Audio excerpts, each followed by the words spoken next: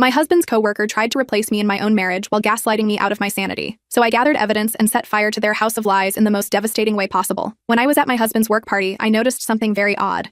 His colleague Catherine, who I knew was recently divorced, seemed way too comfortable with him. She finished his sentences, laughed a little too hard at his jokes, and kept finding excuses to touch his arm. It wasn't just casual, it was intimate in a way that felt intentional. At one point, I caught her giving me this quick smile when Stephen turned his back, like she knew something I didn't. On the way home, I brought it up. I tried to sound calm, not accusatory. Stephen just laughed and said, "That's just how Catherine is. She needs people right now." I didn't want to be the jealous wife, so I let it go. But the uneasiness stayed. Over the next few weeks, Stephen started working late more often. He mentioned Catherine constantly. He started quoting her, repeating things she said like they were profound. He picked up new music tastes and started talking about hiking, which he used to hate. I brushed it off at first, but it felt off. Then one day I called him at lunch like I usually do, and Catherine answered. She sounded casual, like it wasn't weird at all. She said Stephen was in a meeting and had left his phone. Later, he told me the same thing. Still, it nagged at me. Then the texts started. Catherine would text him during dinner, late at night, on weekends. It was always work stuff, supposedly. One night during our daughter Emma's birthday dinner, Stephen got up and left the table because Catherine said it was urgent. Emma was halfway through blowing out her candles. That night, while Stephen was in the shower, I did something I'd never done before. I checked his phone. There were hundreds of messages. Some were about work, but a lot weren't. She told him jokes, complained about being lonely, sent him playlists. They talked about everything. I confronted him. I was shaking. I read one of the messages aloud and he snapped. He said I had violated his privacy, that I was paranoid, that it was a professional relationship and I was reading into things. After that, Catherine started creeping into our lives in other ways. She sent Stephen articles about parenting, clearly targeting things I had done. She showed up at restaurants we were at. She'd suggest family-friendly events that Stephen would suddenly want to do, and then ask why I hadn't thought of them. I felt like I was being erased. Every time I brought it up, Stephen made me feel small. He told me I was insecure and controlling. Then one day, Emma came home with a new stuffed animal. I asked her where it came from and she said, "Daddy's friend from work gave it to me." She picked me up from school. My stomach dropped. I had a job interview that day. I had told Stephen I wouldn't be able to do pickup, but I never agreed to Catherine stepping in. When I confronted him, he admitted it, said it was a one-time thing, said I was overreacting again. I talked to my best friend. She told me maybe I was seeing something that wasn't there. That made it worse. I started questioning my own mind. Eventually, I saw a therapist. She listened. She believed me. She said I wasn't imagining it. She said I was being gaslit. With her support, I started writing everything down. I took screenshots. I noted every time Catherine pulled Stephen away. It all came to a head when I caught Catherine lying about a family emergency to get Stephen to leave during Emma's preschool performance. We'd talked about that performance for weeks. He promised he'd be there. She called him crying and he left. I sat there alone in the little auditorium while Emma searched the crowd for her dad. Then came the final crack. At a work dinner where spouses were invited,